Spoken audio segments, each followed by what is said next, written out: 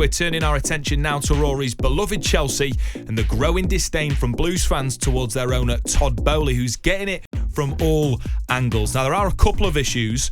The first big one is Boehly's alleged involvement in a ticket resale website, which has led to the Chelsea Supporters Trust demanding an investigation into the club chairman. Now, while many fans have been left frustrated by the club's direction and recruitment, and we'll touch on that with Rory, the CST have now written formally to the Premier League's chief exec Richard Masters, calling for action over Boehly. The trust claims the American is a director at Vivid Seats, which is a company that allows the resale of tickets to fans, including Chelsea's, for thousands of pounds above market value. Incredibly, Vivid Seats is listed on the Premier League's website as being an unauthorised ticket website where they encourage fans to exercise extreme caution if using it to buy tickets. Now, before we hear from Rory's perspective, let's hear what Simon Jordan had to say about it. In another clip, he says Todd Boehly should do precisely what he wants.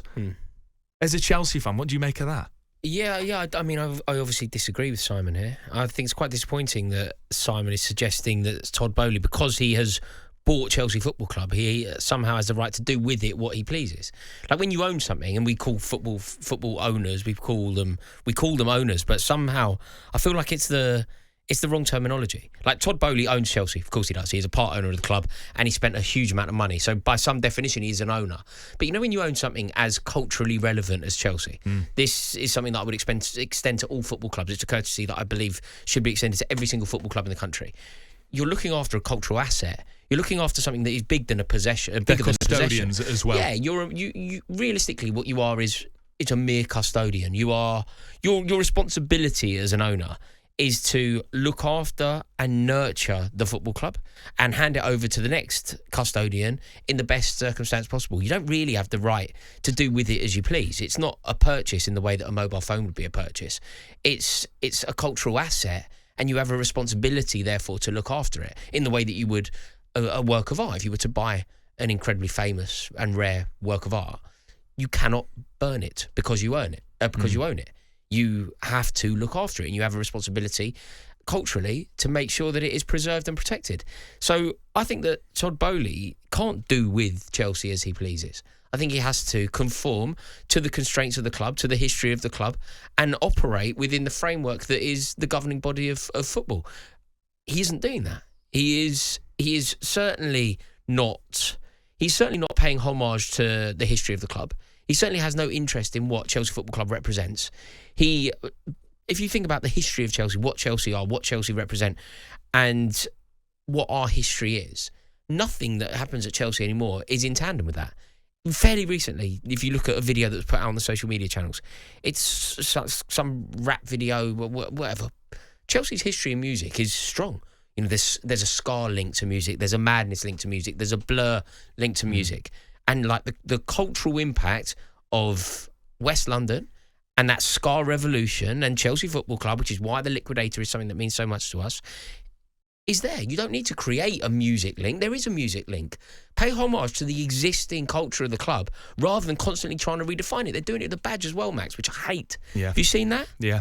They're doing their best to not refer to us as Chelsea. They're kind of not using our badge. It's all this LDN nonsense. Like trying to call us London. I believe that it's part of a greater play to effectively create a team that doesn't play at Stamford Bridge, that is called the London All-Stars, and Chelsea Football Club will be redefined in the image of Todd Boehly, and the Americanisation of sport continues.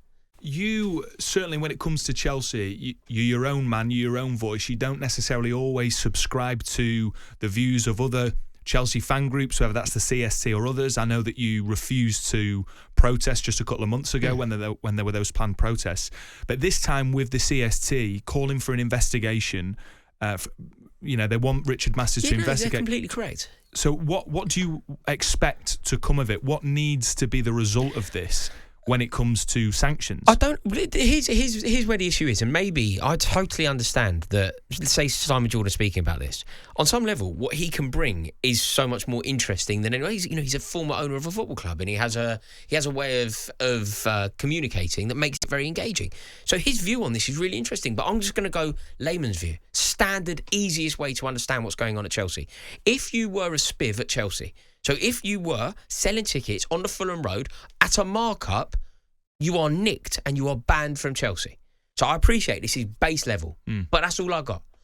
Fan level. I've never been in a boardroom of a football club. If you were a spiv, you are nicked. If you were a spiv and you had membership linked to clubs and you were buying and selling tickets and trying to make a profit and effectively turning a profit using the Chelsea name, you are nicked and you are banned. I do not understand why we do not extend the same courtesy to the owner of the club who is effectively doing identical things. Todd Boehly is using his position at Chelsea to cream off a load of tickets. And this is apparent when you go to Stamford Bridge, by the way. If you go to Stamford Bridge now, it is a tourist haven. It's like a night at a Palladium. It isn't a football stadium anymore. It's genuinely the tourist club of London. That is what Chelsea has become. If you sit in Westview, I've just conformed to the new definition. If you sit in a West Stand upper, literally everybody there is there on a jolly. It is not ardent, zealous football fans. And the reason that these tickets are so easy for other people to get hold of, people who aren't Chelsea fans, people who aren't members of the club, is because of these sorts of websites. Our owner is on the board of a website that inflates the ticket prices by tens of thousands of pounds. And it's listed by the Premier League as an unauthorised ticket website. Legit that touting. Is what is astonishing to me, Rory. I don't understand how a tout, if you're out the Edgware Road and you're wearing a barber jacket and a flat cap, and you're walking down the Fulham Road, anyone need any tickets? You are nicked. I do not understand, simply because it's glamorised, simply because it's on a website that has an incredibly good interface.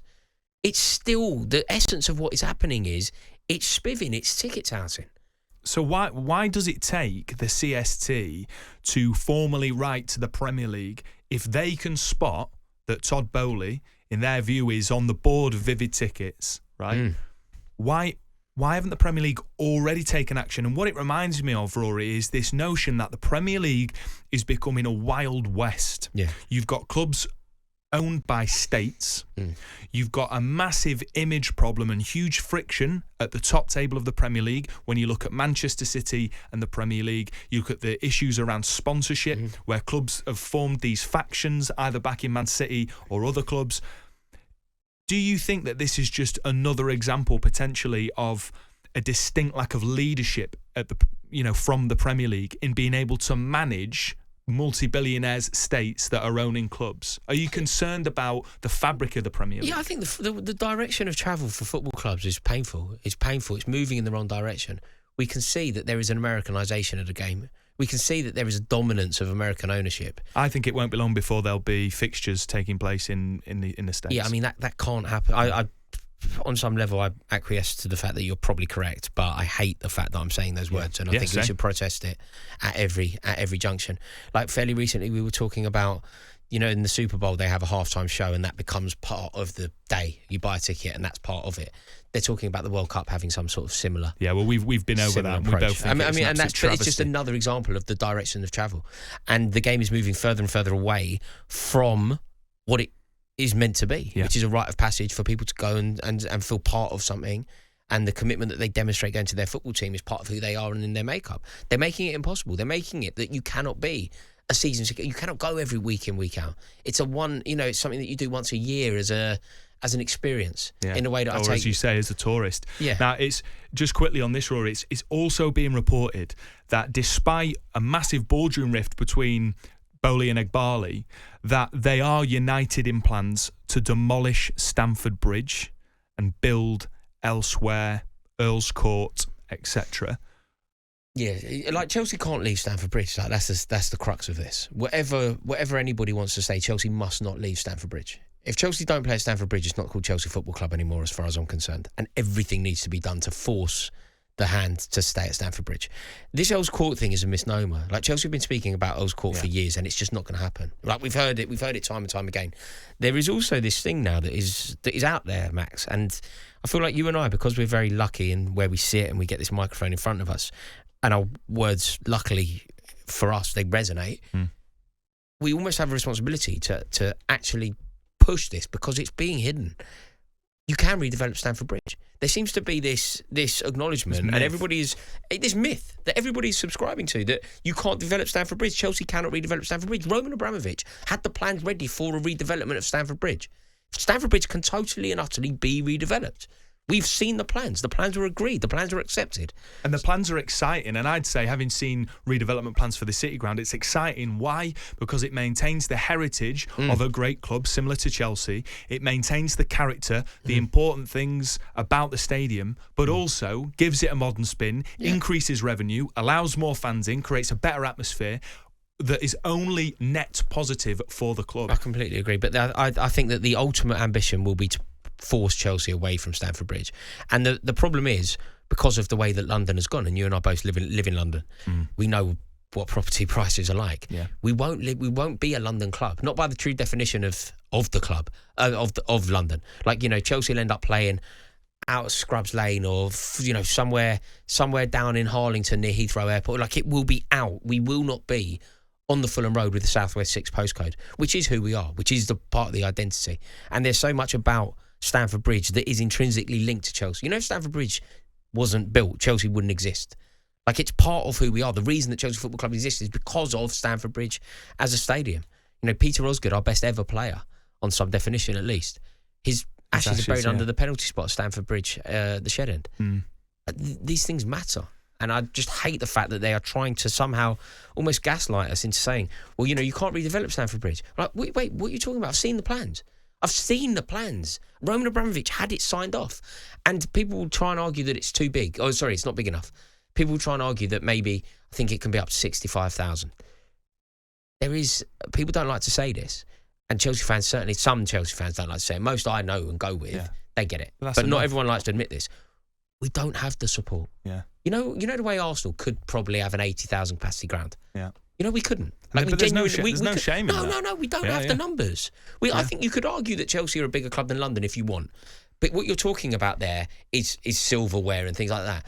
In terms of who has more fans, it's non-negotiably Arsenal. And you're a moron if you don't know that. I tell you what, Rory, you know, this conversation, it just adds to my suspicions that we're living in an age where the sort of wool is being pulled over fans' eyes, and that concerns me. And whilst the product of the Premier League is incredibly engaging, the football is quality. We've had this season where Forest, Fulham, Brighton, Bournemouth are all breaking through, smashing that ceiling, disrupting the procession of the top six. I think we are also living in an age where fans are being taken for granted, and that's pretty concerning to me. Now, despite that bleak ending on the goings-on at Chelsea, Rory, it's been an absolute pleasure these last couple of hours, as always. Thank you so much, Matt. It's always a joy. Thanks for having me. On AM, on DAB, via the talkSPORT app, and on your smart speaker. talkSPORT.